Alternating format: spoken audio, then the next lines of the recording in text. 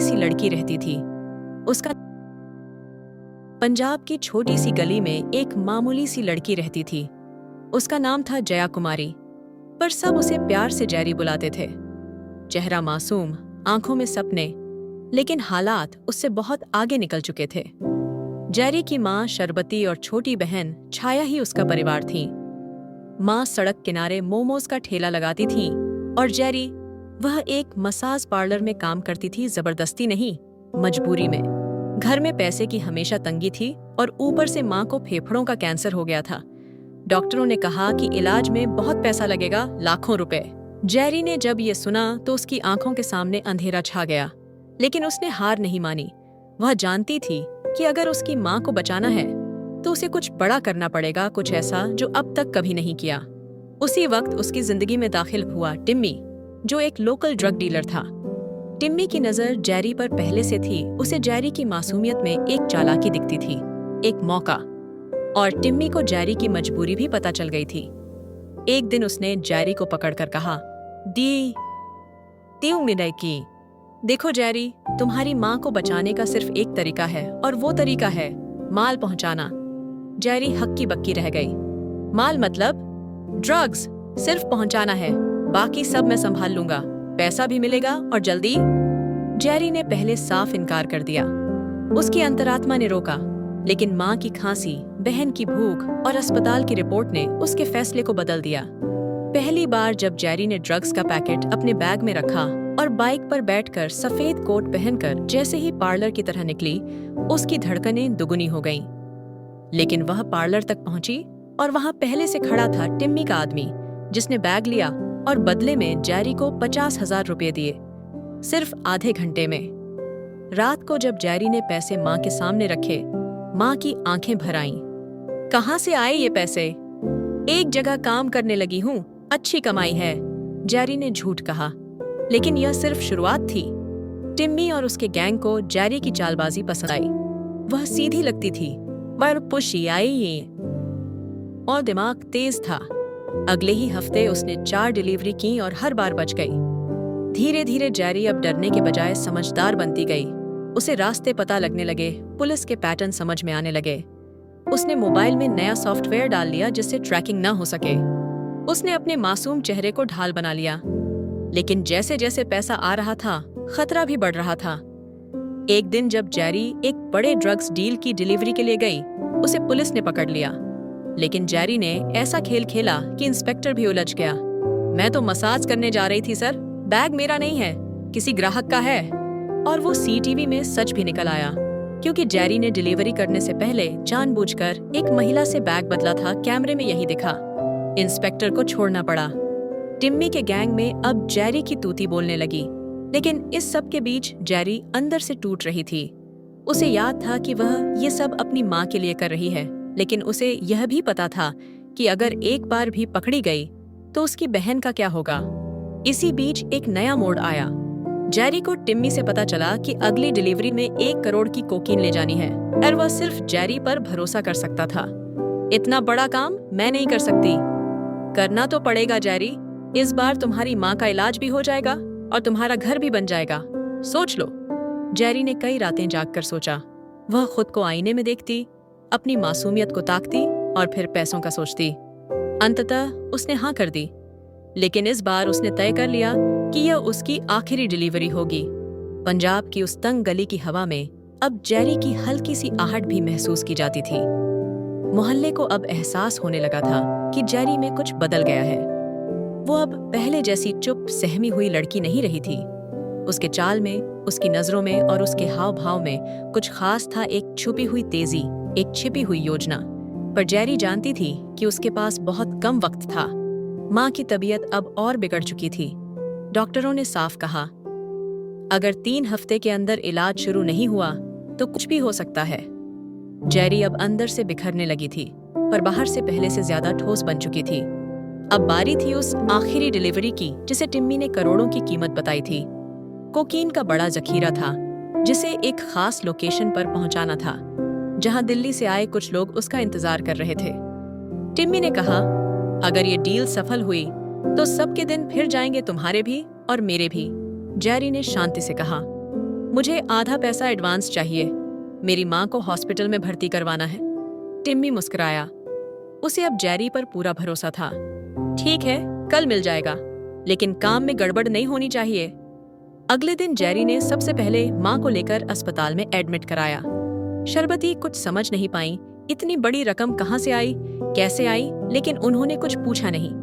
Jerry की आंखों में देखा और बस एक बात बोली, तू जो भी कर रही है बेटा, अपने आप को मत खो देना। जेरी चुप रही। अब शुरू हुई असली तैयारी।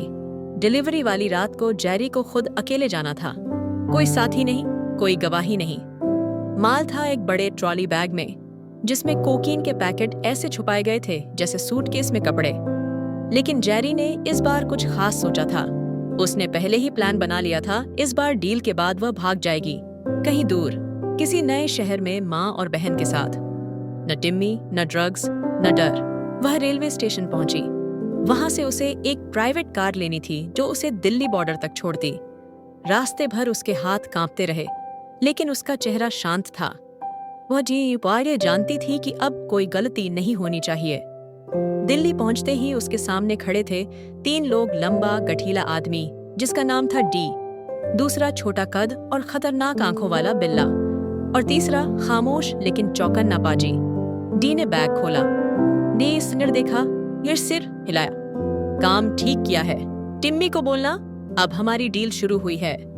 लेकिन जैसे ही जेरी मुड़ी, एक पुलिस जीप वहां आ गई।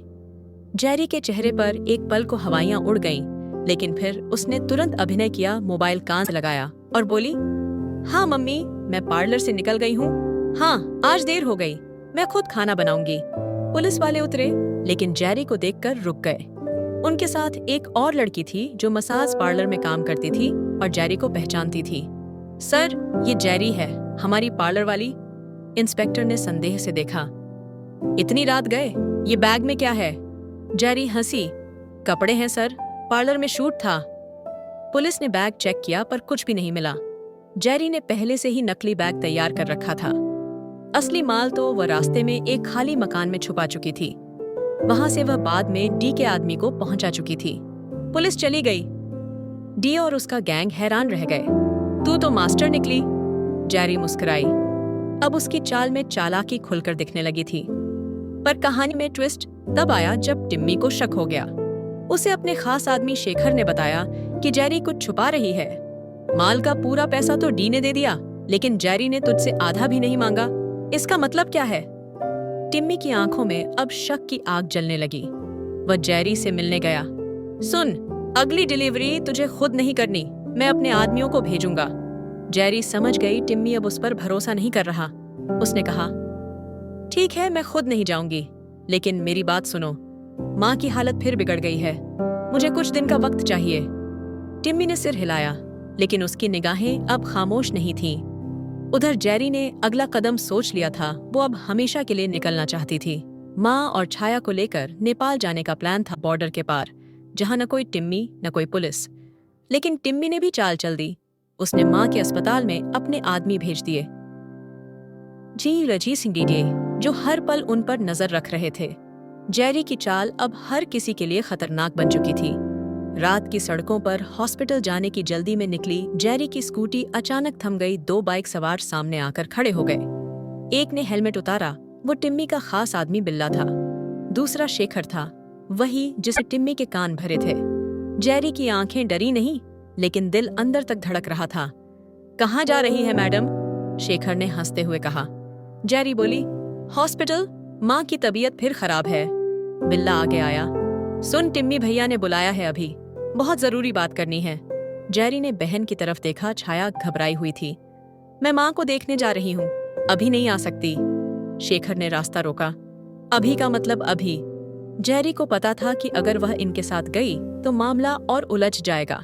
उसने स्कूटी मोड़ी और कहा, ठीक है चलो, लेकिन मेरी बहन को हॉस्पिटल छोड़ दो।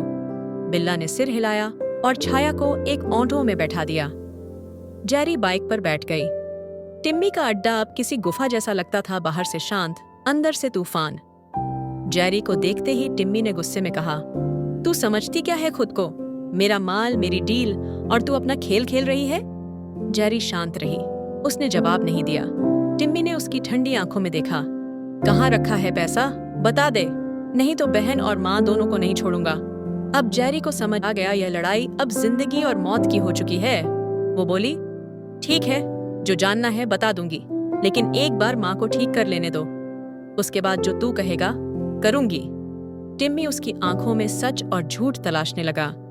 एक मौका देता हूँ, अगली डील तू ही करेगी, लेकिन इस बार हमारे साथ, और अगर कुछ भी गलत हुआ तेरा चेहरा भी नहीं मिलेगा किसी को। जेरी लौट आई, शरीर से थकी हुई, मन से टूट चुकी, लेकिन फिर भी दिमाग शांत था। उसने तय कर लिया था अब आखिरी बार टिम्मी के जाल में फंसेगी, लेकिन इस बार वो खुद जाल बिछाएगी।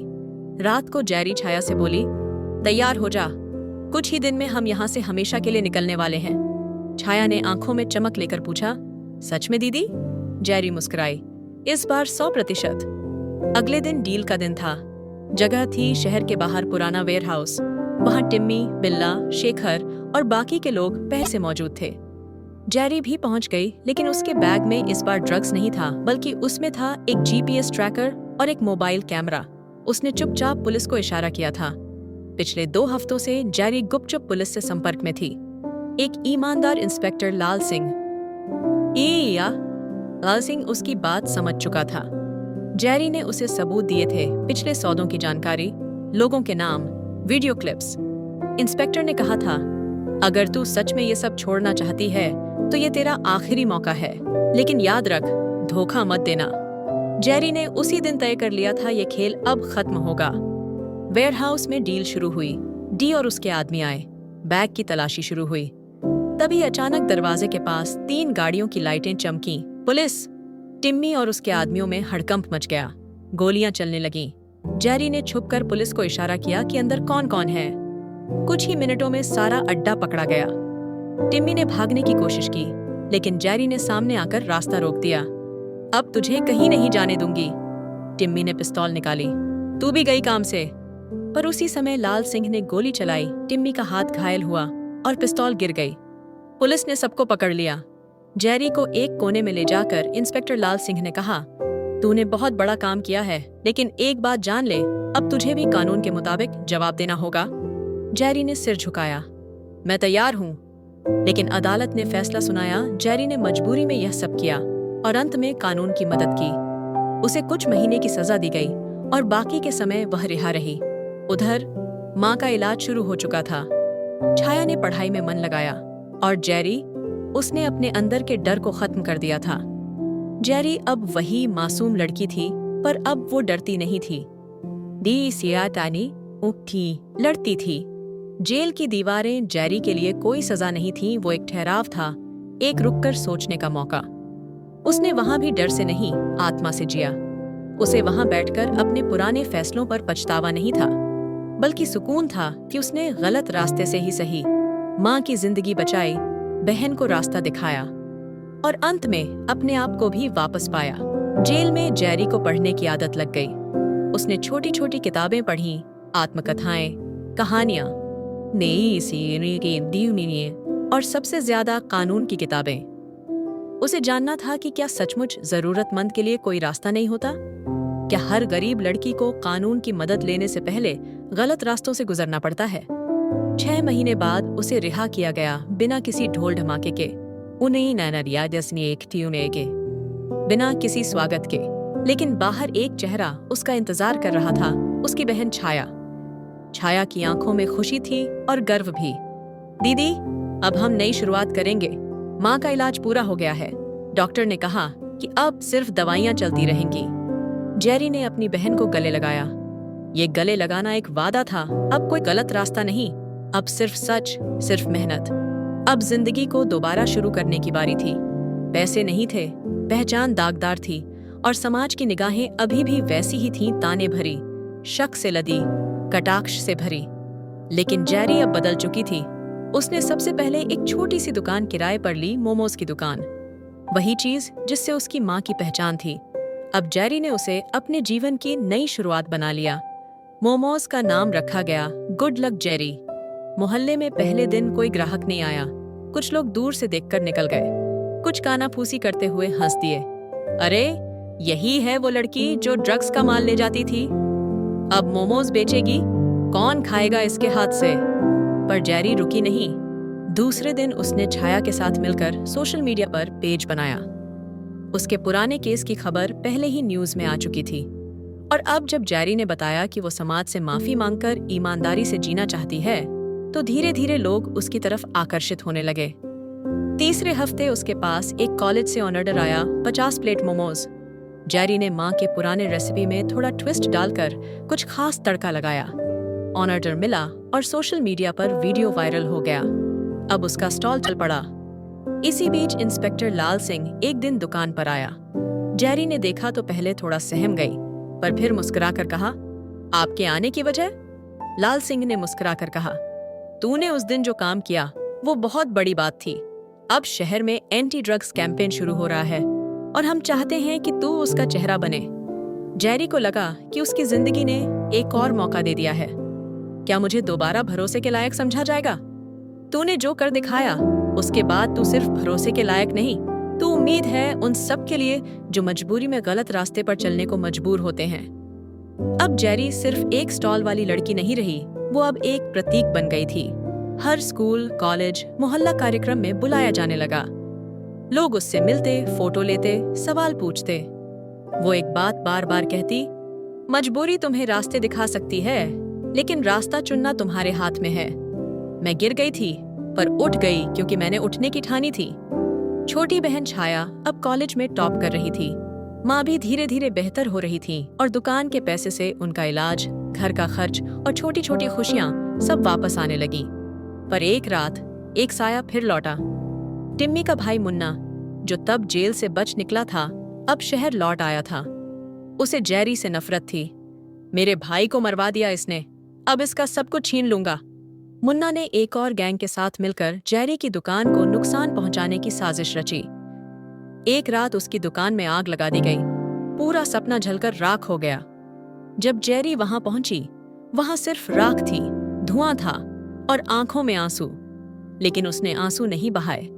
वो सीधे थाने गई, शिकायत दर्ज कराई और मीडिया को बुलाकर बोली, मेरी दुकान जलाई है, मेरा हौसला नहीं। मैं फिर से शुरू करूंगी और इस बार पहले से बड़ी दुकान बनाऊंगी। पूरे शहर ने उसका साथ दिया। फंडिंग आई, कॉलेज के छात्रों ने पोस्टर बनाए, युवाओं ने कैंपेन चलाया, hand high rebuild Jerry. Jerry ने अपनी राख से फिर से खड़ा होने का हौसला दिखाया। इस बार अकेले नहीं, समाज के साथ। अब जेरी सिर्फ एक लड़की नहीं थी, अब वो उम्मीद बन चुकी थी। मुन्ना को जलन थी, जेरी फिर से उठ गई थी, वो भी पूरे समाज के सहारे। जिस लड़की को वो मिटाना चाहता था, वो अब एक आवाज बन गई थी। उसकी फोटो अखबारों में छपने लगी थी, टीवी पर इंटरव्यू आने लगे थे। हर जगह बस जेरी ही जेरी। मुन्ना ने आंखें मिचकाईं, अब तो इसे जड़ से उखाड़ना पड़ेगा। उधर जेरी ने दुकान के जलने के बाद हार नहीं मानी। वो राख को ही नींव बना बैठी और समाज ने उसका साथ दिया। पुलिस से मदद मिली, शहरवासियों से चंदा, और एक एनजीओ ने उसकी नई दुकान के लिए जगह दे दी। नई दुकान का नाम रखा गया फीनिक्स बाय जेरी। फीनिक्स वो पक्षी जो अपनी राख से फिर जी उठता है। अब जेरी का नाम सिर्फ एक स्ट्रीट वेंडर तक सीमित नहीं रहा, वो अब एक यंग सोशल आइकन बन चुकी थी। कई स्कूल कॉलेजों में युवाओं को मोटिवेट करने के लिए बुलाया जाने लगा। एक दिन एक पत्रकार ने पूछा, जेरी, जब आपको धमकी मिली आपकी निर्मी दुकान जला दी गई, तब क्या आपको डर नहीं लगा? जेरी मुस्कुराई, डर लगा था, पर उससे भी बड़ा डर था कि मैं फिर से हार जाऊं। हारने से अच्छा है लड़ना। छाया अब कॉलेज में टॉप कर रही थी। माँ की तबीयत बेहतर हो चली थी और घर में एक नई तरह की खुशी बसने लगी थी। पर जिंदगी कभी एक जैसा नहीं रहती। एक दिन जेरी दुकान पर थी, तभी एक अजनबी आया, उम्र लगभग 35, आंखों में गुस्सा, चाल में खामोशी। उसने कुछ नहीं कहा, बस एक चिट्ठी थमाई और चला गया। चिट्ठी में लिखा था, अब आखिरी खेल है जेरी, अगर हिम्मत है तो आ जाना उस जगह जहां सब शुरू हुआ था, पुराना वेयरहाउस। हस्ताक्षर मुन्ना।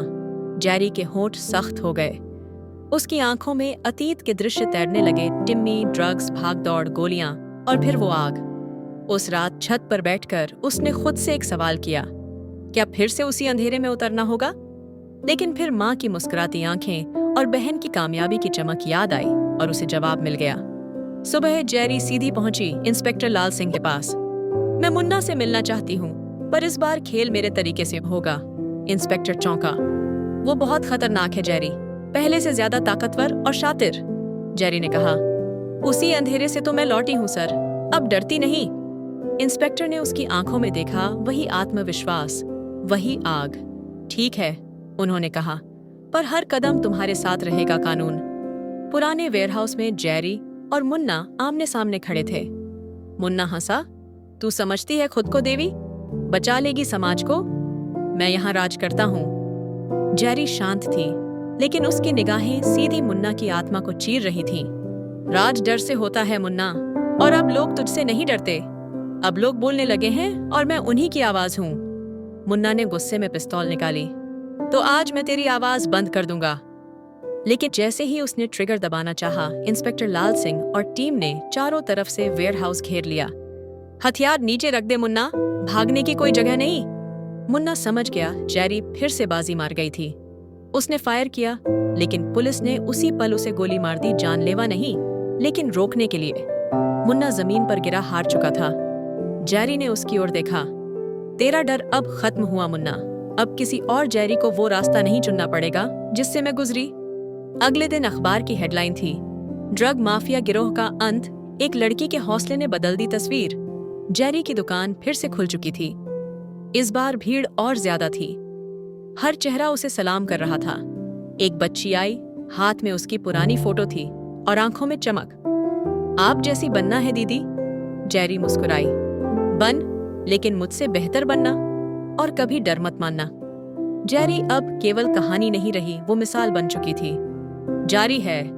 मुन्ना के पकड़े जाने के बाद शहर में शांति थी। ड्रग्स का कारोबार थम चुका था और पुलिस ने बाकी बचे लोगों को भी एक एक करके गिरफ्तार कर लिया था। जेरी की जिंदगी में पहली बार कुछ महीने ऐसे गुजरे जब उसे किसी से डरने की जरूरत नहीं थी। न पीछा करने वाला कोई, नी मेरी और आन धमकियां सेन न साजिशें। अब जेरी फीनिक्स बाय जेरी नाम की अपनी दुकान में पूरी तरह रम चुकी थी। उसका दिन सुबह 6 बजे शुरू होता, जब वो सब्जी मंडी जाती, सबसे ताज़ा सब्जियां चुनती, मसाले खरीदती और खुद अपने हाथों से सारा माल तैयार करती। छोटी बहन छाया अब ग्रेजुएशन के फाइनल ईयर में थी और माँ मंदिर की घंटियों और तुलसी की खुशबू के बीच सुकून से जी रही थी। पर जेरी के मन में अब एक और सपना उभरने लगा था। क्या मैं बाकी जेरीज की मदद कर सकती हूँ? एक दिन जेरी एक छोटे से कॉलेज में ड्रग्स के खिलाफ युवाओं की भूमिका विषय पर बोलने गई। वहां मंच से उसने कहा, मैं गुनहगार थी, मैं मजबूर थी, मैं एक इंसान थी, लेकिन मैंने चुना कि मैं सिर्फ शिकार नहीं बनूंगी, मैं बदलाव बनूंगी। सारी ऑडिटोरियम खामोश थी, फिर तालियों की गड़गड़ाहट गूंज उठी। बोलने के बाद एक लड़की उसके पास आई, दुबली पतली, घबराई हुई आवाज में बोली, मुझे भी कुछ बताना है। मेरी बड़ी बहन भी ड्रग्स के चक्कर में फंस गई है, पुलिस मदद नहीं कर रही। जेरी की आंखें गीली हो गईं। तू अकेली नहीं है, मैं चलूंगी तेरे साथ। और वहीं से शुरू हुआ जेरी फाउंडेशन का सपना। एक ऐसा संगठन जो ड्रग्स में फंसे युवाओं को न सिर्फ कानून से बचाने की कोशिश करता था, बल्कि उन्हें नौकरी, काउंसलिंग और हिम्मत भी देता था। जेरी ने कई एनजीओज और समाज सेवियों से हाथ मिलाया। उसका पहला केस उस लड़की की बहन का ही था जो एक नाइट क्लब में स्मैक बेचने के आरोप में पकड़ी गई थी। जेरी ने सबूत जुटाए कि उसे फंसाया गया है और कोर्ट से उसे रिहा करवाया। उस दिन जब उस लड़की की मां ने जेरी के पैर छुए, तो जेरी की आंखों में सारा अतीत फिर से तैर गया। मैं तो बस एक जरिया हूँ, उसने कहा, अब किसी और को मेरी तरह रास्ता भटकने नहीं दूंगी। धीरे धीरे जेरी फाउंडेशन शहर भर में फैलने लगा। लोग जुड़ने लगे। वो लड़कियां जो पहले चुप थीं, अब खुलकर बोलने लगीं। उन गलियों में जहां जेरी को ताने मिलते थे, अब उसका नाम इज्जत से लिया जाता था। पर जहां नाम होता है, वहां दुश्मनी भी फिर से सिर उठाती है। ड्रग माफिया का एक और पुराना खिलाड़ी विक्की नागपाल जेल से छूट चुका था। वो टिम्मी और मुन्ना का पुराना पार्टनर था। अब उसे लगने लगा था कि जेरी उसकी राह का कांटा बन चुकी है। पहले टिम्मी गया, फिर मुन्ना, अब जेरी को मिटाना होगा। विक्की ने अपने पुराने नेटवर्क को दोबारा सक्रिय किया। पुराने पुलिस वालों को रिश्वत, गली के गुंडों को पैसा और एक नई योजना। इधर जेरी को भी विक्की की वापसी की खबर मिली। इंस्पेक्टर लाल सिंह से मिलकर बोली, ये आखिरी बार है सर, मिया, अगर इस बार इसे नहीं रोका तो फिर कई जिंदगियां बर्बाद हो जाएंगी। लाल सिंह ने कहा, विक्की शातिर है, लेकिन इस बार तेरे पास लोग हैं, समाज है, डर मत। पर जेरी जानती थी समाज साथ देता है, लेकिन खतरा हमेशा अकेले ही आता है। कुछ हफ्ते शांति से बीते। दुकान, फाउंडेशन, घर सब कुछ चलता रहा। फिर एक दिन जेरी की दुकान पर एक बच्ची आई, मुश्किल से 7 साल की। उसके हाथ में एक गुलाब और एक पर्ची थी। पर्ची पर लिखा था, गुलाब में कांटे भी होते हैं जेरी, मिलो मुझे वही पुराना वेयरहाउस। हस्ताक्षर विक्की नागपाल। जेरी सन्न रह गई। उसी रात उसने माँ को दवाएं दी, दरीब को किया, बहन को खाना खिलाया और चुपचाप वेयरहाउस की तरफ चल दी बिना किसी को बताए। वेयरहाउस में विक्की पहले से मौजूद था, अंधेरे में बैठा, हाथ में शराब, पास में हथियारबंद आदमी। जेरी, जेरी, जेरी, उसने ठहाका लगाया। तू बहुत बहादुर निकली, लेकिन मैं इतिहास मिटा देता हूँ। जेरी बोली, इतिहास मिटाया नहीं जा सकता विक्की, वो बस दोहराया जा सकता है अगर हम सच्चाई से आंखें फेर लें। विक्की ने हाथ उठाया, खत्म कर दो इसे। लेकिन तभी लाल सिंह की आवाज आई, हथियार नीचे डाल दो विक्की, तू चारों तरफ से घिर चुका है। पुलिस ने पूरे वेयरहाउस को घेर लिया था। जेरी ने आने से पहले लोकेशन ट्रैकिंग ऑन कर दी थी और पुलिस को इशारा दे दिया था। गोलियां चली, भगदड़ मची, लेकिन अंत में विक्की पकड़ा गया। उसके गिरोह के सभी लोग गिरफ्तार हुए। जेरी थक चुकी थी, लेकिन मुस्कुरा रही थी, ये आखिरी तूफान था। अब शहर में न कोई टिम्मी था, न मुन्ना, न विक्की। अब बस जेरी थी, एक उम्मीद, एक ताकत, एक नई सुबह। उसने एक दिन फाउंडेशन की दीवार पर लिखा, जहां डर खत्म होता है वहीं से जिंदगी शुरू होती है। जेरी ने अपनी जिंदगी को जितना संभव हो सके सामान्य बनाने की कोशिश की, लेकिन सच ये था कि जो इंसान एक बार आग में जल चुका होता है, उसकी राख तक भी हर मौसम में कुछ न कुछ सुलगती ही रहती है। विक्की नागपाल का जेल जाना लोगों के लिए सुकून था, लेकिन जेरी के लिए सिर्फ एक पड़ाव। उसने जाना था कि असली दुश्मन कभी एक इंसान नहीं होता, असली दुश्मन होता है वो सिस्टम, वो चुप्पी और वो समाज जो डर के कारण आंखें मूंद लेता है। अब जेरी की दुनिया बदल रही थी। उसका जेरी फाउंडेशन अब शहर के बाहर तक फैल चुका था। बिहार, झारखंड और पंजाब तक उसकी टीमें स्कूलों, कॉलेजों और मोहल्लों में जाकर युवाओं को ड्रग्स से दूर रहने के लिए शिक्षित कर रही थीं। छोटी बहन छाया अब MBA कर रही थी और माँ पूजा पाठ में लगी रहने वाली एक खुशहाल बुजुर्ग महिला बन चुकी थी, जिनकी आंखों में हर दिन बेटी के लिए गर्व छलकता। पर जेरी जानती थी सिर्फ मदद देना काफी नहीं होता, बदलाव को बनाए रखना भी उतना ही जरूरी होता है। एक शाम जब जेरी अपने फाउंडेशन सेंटर में थी, वहां एक नई लड़की आई, नाम था सोनाक्षी। चेहरे पर मासूमियत, आंखों में छिपी हुई थकान और गले में एक पुराना लॉकेट। मैम, मुझे काम नहीं चाहिए, मुझे बदला लेना है। जेरी चौंकी। बदला? सोनाक्षी की आंखों में गुस्से की ज्वाला थी। मेरी बहन एक गिरोह के चंगुल में थी, उन्होंने उसे ड्रग्स देकर मार डाला, पुलिस ने केस बंद कर दिया। अब मैं चुप नहीं बैठ सकती। जेरी ने उसके कांपते हाथ थामे। बदला मत लो, इंसाफ मांगो, लेकिन सही रास्ते से। सोनाक्षी ने कहा, अगर आप मेरी मदद नहीं करेंगी तो मैं खुद ही सब खत्म कर दूंगी। जेरी के लिए ये एक पहचान का क्षण था। कभी वो भी ऐसी ही थी, डर, गुस्से और दर्द के बीच झूलती। जेरी ने सोनाक्षी को अपने साथ रखा, उसे ट्रेनिंग दी, कानून जानना, सोशल मीडिया का इस्तेमाल करना, मीडिया को जागरूक करना और सबसे अहम सच को साबित करने का साहस। जल्द ही सोनाक्षी ने सबूत इकट्ठा करने शुरू किए। उसकी बहन की मौत सिर्फ ड्रग्स की वजह से नहीं, बल्कि एक गिरोह की ब्लैकमेलिंग की वजह से हुई थी। उस गैंग के लोग अब भी खुलेआम कॉलेज कैंपस में घूमते थे, खुद को समाजसेवी बताते थे। जेरी ने इस बार रणनीति बदली। अब हमला खुलेआम नहीं, सोच समझ कर होगा। एक ऑनलाइन अभियान शुरू किया गया, #जस्टिस फॉर स्नेहा। सोनाक्षी की बहन की असली कहानी, उसकी डायरी के पन्ने, मोबाइल चैट्स, सब सोशल मीडिया पर आने लगे। हजारों लोग जुड़ गए, कॉलेज स्टूडेंट्स सड़कों पर उतरने लगे। पुलिस पर दोबारा जांच का दबाव बना और फिर वो हुआ जिसकी उम्मीद थी। फिर से सिस्टम हिला। गिरोह के 2 प्रमुख सदस्य गिरफ्तार हुए, बाकी के फरार। इस बार जेरी ने खुद केस की पैरवी की कोर्ट में खड़े होकर सबूतों के साथ पूरे आत्मविश्वास से न्यायालय के फैसले ने पूरे शहर को चौंका दिया। Sneha Sharma was murdered by systematic manipulation, not just drugs. अदालत ने उन अपराधियों को उम्र कैद की सजा सुनाई। सोनाक्षी ने कोर्ट के बाहर जेरी के गले लगकर कहा, आपने मेरी बहन को इंसाफ दिलाया। अब मैं बाकी लड़कियों की आवाज बनना चाहती हूँ। जेरी मुस्कुराई। अब तू जेरी बन चुकी है। अब जेरी अकेली नहीं थी। जैसी वो थी, वे अनेसी थी, वैसे अब 100 और चेहरे बन चुके थे। हर शहर में कोई न कोई जेरी था जो डर के खिलाफ खड़ा हो रहा था। अब जेरी फाउंडेशन सिर्फ एक संस्था नहीं थी, ये एक क्रांति थी। लेकिन ठीक जब सब कुछ शांत लगने लगा था, तभी एक पुरानी फाइल फिर से खुली। एक पत्रकार ने जेरी को फोन किया। मैम, आपको पता है कि आपके पुराने केस में एक नया नाम सामने आया है? कोई RS, जिसने टिम्मी को पहली बार ड्रग्स का बड़ा कंसाइनमेंट दिया था। जेरी सन्न रह गई। RS? हाँ, और ये कोई बड़ा नाम है, शायद राजनीति से जुड़ा हुआ। अगर आप चाहें तो मैं और छानबीन करूं। जेरी को लगा जैसे जमीन हिल गई हो। क्या ये जाल उससे भी बड़ा है जितना उसने सोचा था? उस रात नींद नहीं आई। जेरी ने अपनी डायरी खोली और लिखा, हर बार जब सोचती हूँ कि लड़ाई खत्म हो गई, एक नया चेहरा निकल आता है जो पहले से ज्यादा ताकतवर होता है। लेकिन मैं अब रुकने वालों में नहीं हूँ।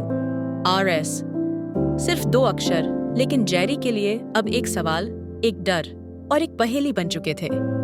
जिस पत्रकार ने फोन किया था, उसका नाम था विशाल देसाई, जो अपने साहसी खुलासों के लिए जाना जाता था। अगले दिन जेरी उससे फाउंडेशन में मिली। विशाल ने अपना लैपटॉप खोला और कुछ पुरानी फाइलें, CCTV फुटेज और ट्रांजैक्शन रिकॉर्ड्स दिखाए।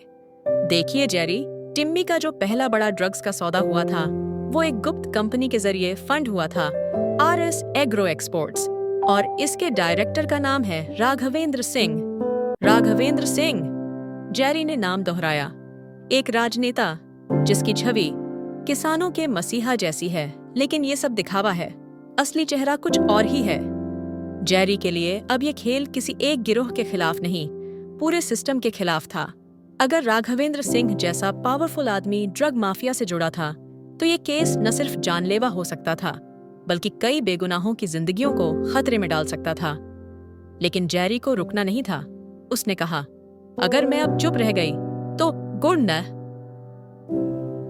गुड लक की असियाकान लक नहीं, बैड एंड बाय डेट कहलाऊंगी।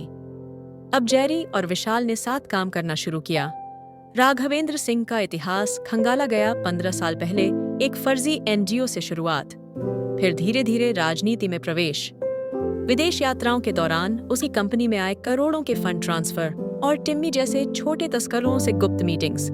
एक सबूत और मिला, टिम्मी के पुराने मोबाइल से एक ऑडियो क्लिप। हमें अगला खेप बिहार भेजना है, RS एग्रो के नाम से, कोई शक नहीं करेगा, और हाँ, जेरी को दूर ही रखना। जेरी सुनकर थर्रा गई। उसका नाम उस वक्त से उस सिस्टम की निगाह में था। अब सवाल था, क्या ये सब अदालत में साबित किया जा सकता है? विशाल ने कहा, अगर हम जनता के सामने सारा सच लाएं, तो दबाव बनेगा, सिस्टम को जवाब देना पड़ेगा। जेरी ने अपने पुराने नेटवर्क को फिर से जगाया, एकजुट हो गए। उन्होंने मिलकर एक वीडियो डॉक्यूमेंट्री तैयार की, शाख से जहर, RS एग्रो का असली चेहरा। इस वीडियो में राघवेंद्र सिंह की पोल खोल दी गई फोटो, डॉक्यूमेंट्स, ट्रांजैक्शंस और टिम्मी की ऑडियो क्लिप। डॉक्यूमेंट्री रिलीज होते ही सोशल मीडिया पर तूफान आ गया। हरा is exposed, hard justice for youth, हैचशा जेरी फाइट्स सिस्टम। इन हैशटैग्स के साथ देश भर में ट्रेंड शुरू हुआ। छात्र, महिला समूह, सामाजिक कार्यकर्ता, हर कोई जेरी के साथ खड़ा था। लेकिन हर सच्चाई की एक कीमत होती है। अगली सुबह जेरी के घर के बाहर एक धमाका हुआ, हल्का था लेकिन चेतावनी देने वाला। फाउंडेशन की एक शाखा में आग लगा दी गई। छाया को कॉलेज में धमकी मिली, बहन को संभाल लो नहीं तो तुम अगली होगी। माँ की तबीयत एकदम बिगड़ गई। जेरी के सामने अब फिर एक पुराना सवाल खड़ा था, परिवार या लड़ाई? लेकिन इस बार जेरी टूटी नहीं। उसने फाउंडेशन के मंच पर भाषण दिया, अगर मैं डर के पीछे हट गई तो कल कोई और जेरी अकेली होगी। ये जंग सिर्फ मेरे लिए नहीं है, ये उन सभी के लिए है जो अब भी चुप हैं। अब केस हाईकोर्ट में पहुंच चुका था। सरकारी एजेंसियों को जांच करनी पड़ी, को सवालों का सामना करना पड़ा। मीडिया के दबाव में पार्टी ने उसे पद से हटाया और जांच में सहयोग का नाटक किया, पर वो चुप नहीं बैठा। राघवेंद्र ने जेरी के खिलाफ मानहानि का केस कर दिया। उसकी टीम ने झूठे सबूत गढ़े जैसे जेरी खुद ड्रग्स रैकेट में शामिल थी। अब जनता दो हिस्सों में बंट गई। कुछ लोग बोले ये सब पब्लिसिटी स्टंट है, जेरी भी किसी गैंग का हिस्सा थी। लेकिन जो जेरी को जानते थे उन्होंने उसे छोड़कर नहीं भागा। विशाल ने प्रेस कॉन्फ्रेंस में कहा, जो लड़की खुद शिकार थी वो अब हथियार बन गई है और इस सिस्टम की सबसे मजबूत आवाज। केस की सुनवाई शुरू हुई। कोर्ट में दोनों पक्षों ने अपने सबूत रखे। राघवेंद्र का वकील लंबी दलीलें देता रहा, लेकिन जेरी ने सिर्फ एक बात कही, मेरे पास खोने को कुछ नहीं, लेकिन देश के युवाओं को बचाने के लिए जान भी देनी पड़ी तो पीछे नहीं हटूंगी। अब फैसला आने में कुछ ही दिन बाकी थे। राघवेंद्र की पार्टी ने पल्ला झाड़ लिया, लेकिन वो अब भी ताकतवर था।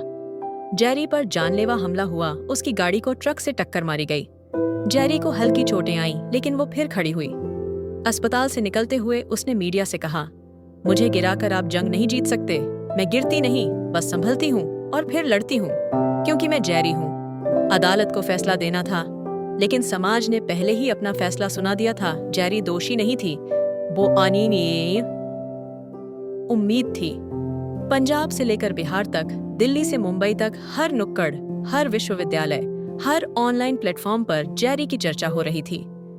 लोग अब उसे सिर्फ एक लड़की नहीं, बल्कि बदलाव की मशाल समझते थे। पर जेरी जानती थी जीत कभी सीधी नहीं होती। अदालत में फैसला चाहे जो भी आए, असली लड़ाई उन धारणाओं को बदलने की है जो सालों से जहर की तरह समाज में जड़ें जमा चुकी हैं। कोर्ट रूम में आखिरी सुनवाई का दिन। राघवेंद्र सिंह खुद नहीं आया। उसके वकील ने नई तारीख की मांग की, पर इस बार न्यायाधीश ने साफ कहा, अब कोई अगली तारीख नहीं, केस को उसके तार्किक अंत तक ले जाया जाएगा।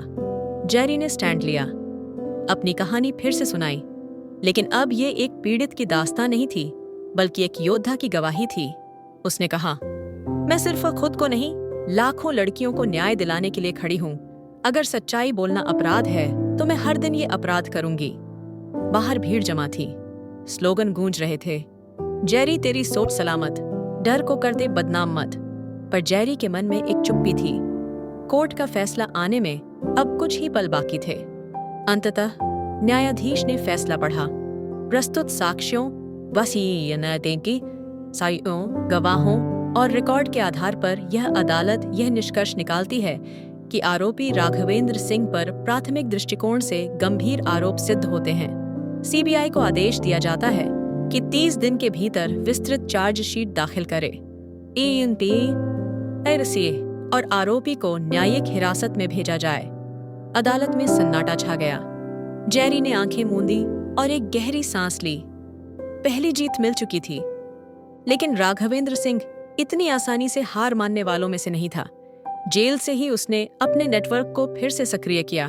उसका इरादा था जेरी को बदनाम करना, उसके संगठन को बंद करवाना और उसके परिवार को डराकर चुप करवा देना। छाया को नौकरी से निकाल दिया गया। जेरी के बैंक खातों की जांच शुरू हुई। फाउंडेशन के एनजीओ लाइसेंस पर सवाल उठाए गए। जेरी जानती थी अब लड़ाई कानून की नहीं, नीयत की है। एक रात फाउंडेशन ऑफिस के बाहर एक अजनबी मिला। उसका नाम अमन शर्मा था, एक समय में राघवेंद्र सिंह का पूर्व सेक्रेटरी। उसने कहा, मैडम मुझे आपकी मदद चाहिए। आशी, और शायद मैं आपकी मदद कर सकता हूँ। मैंने जो देखा है, अगर वो सब सामने आ जाए तो राघवेंद्र का खेल खत्म हो जाएगा। जेरी ने पूछा, तुम ये सब अभी क्यों बता रहे हो? क्योंकि मेरी बहन ड्रग्स की वजह से मरी थी और मैं उस वक्त चुप था, अब नहीं रह सकता। अमन ने एक पेन ड्राइव दी। उसमें राघवेंद्र सिंह के ड्रग तस्करी, हवाला लेन देन और विदेशी संपर्कों से जुड़े सारे दस्तावेज थे। ऑडियो, वीडियो, ईमेल्स, ये सब मिलकर अदालत में चार्जशीट को और मजबूत बना सकते थे। पर जेरी जानती थी, अगर ये पब्लिक हो गया तो मीडिया में धमाका होगा और साथ ही उसकी जान का खतरा भी। उसने फैसला लिया सच्चाई को सामने लाना है, लेकिन एक रणनीति के साथ। विशाल और उसकी टीम ने द फाइनल एक्सपोजर नाम से डॉक्यूमेंट्री सीरीज रिलीज की 5 भागों में हर हफ्ते एक एपिसोड। पहले एपिसोड के बाद ही पूरा देश उबल पड़ा। संसद में हंगामा होने लगा। विपक्ष ने राघवेंद्र सिंह की गिरफ्तारी की मांग की।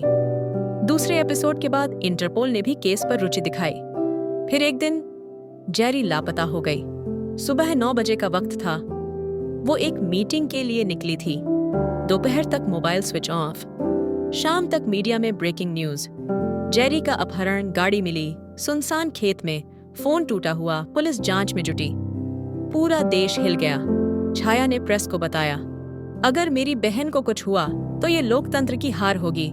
वो सिर्फ मेरी नहीं, हम सब की आवाज है। सोशल मीडिया पर इस जेरी ट्रेंड हुआ। सड़कें भर गईं। युवा, महिलाएं, छात्र सब एक साथ एक नाम लेकर चिल्ला रहे थे, जेरी वापस लाओ। 48 घंटे बाद जेरी लौट आई। उसकी आंखों में थकान थी, लेकिन चेहरे पर वही तेज। पुलिस ने बताया उसे एक गोदाम में बंद करके रखा गया था, लेकिन जेरी ने खुद ताले तोड़कर भाग निकाला। जेरी ने बस इतना कहा, उन्होंने मेरी आवाज बंद करने की कोशिश की, लेकिन मैं शोर बन गई हूं। अब ये शोर तब तक नहीं रुकेगा जब तक हर बच्चा, हर बहन, हर मां इस जहर से आजाद न हो जाए। जेरी अब एक नाम नहीं, एक आंदोलन थी। उसका संघर्ष सिर्फ नशा विरोधी नहीं, व्यवस्था विरोधी था। वो व्यवस्था जो चुप रहकर अपराधियों को पनाह देती है और आवाज उठाने वालों को मिटा देना चाहती है। अपहरण से लौटने के बाद जेरी बदल चुकी थी। उसका डर खत्म हो चुका था और अब उसमें सिर्फ एक चीज बची थी, इरादा। राघवेंद्र सिंह अब भी जेल में था, लेकिन उसका साम्राज्य बाहर से चलता रह रहा था। पैसे, लोग, संबंध और डर का इस्तेमाल करके वो फिर एक बार खुद को निर्दोष साबित करने की तैयारी में था। लेकिन इस बार जेरी ने पूरी रणनीति के साथ हमला किया। अदालत में चार्जशीट दाखिल हो चुकी थी।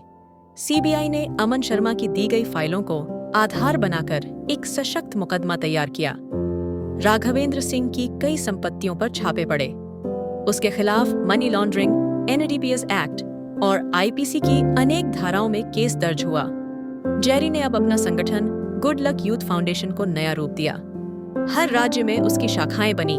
युवाओं को नशे के खिलाफ प्रशिक्षित किया गया, न केवल शारीरिक रूप से बकादी किएगी स्कीन से, बल्कि मानसिक रूप से भी। हर केंद्र पर एक दीवार थी जिस पर लिखा था, अगर डरते रहोगे तो खोते रहोगे, एक बार लड़कर देखो, खुद को पालोगे। मीडिया ने इस संघर्ष को नाम दिया जेरी की जंग। नेटफ्लिक्स, यूट्यूब, हर जगह उसकी कहानी को लोगों ने देखा, सराहा और जाना। लेकिन इस प्रसिद्धि के बीच एक सच्चाई थी, जेरी अब भी अकेली लड़ रही थी। उसकी मां की तबीयत और बिगड़ती जा रही थी। इलाज जारी था, लेकिन डॉक्टर ने साफ कहा था उन्हें सुकून चाहिए, तनाव नहीं। जेरी रोज मां के पास बैठती और कहती, मम्मी बस थोड़ा और, जब सब ठीक हो जाएगा तो हम सब मिलकर गोवा चलेंगे, बस मैं वादा निभा लूं। मां मुस्कुरा देती, वही पुरानी मुस्कान जिसमें आशीर्वाद भी था और चिंता भी। फिर आया वो दिन जब अदालत में अंतिम सुनवाई होनी थी। पूरा देश इंतजार कर रहा था। जेरी तैयार थी, दिल में मां की दुआएं, हाथ में सबूत और आंखों में आग।